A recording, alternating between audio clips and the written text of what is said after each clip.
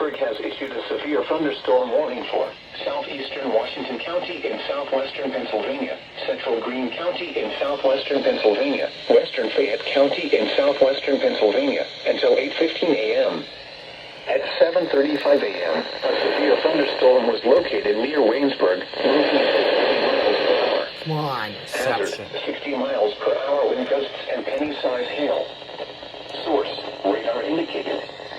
Intact, expect damage to trees and power lines, resulting in some power outages.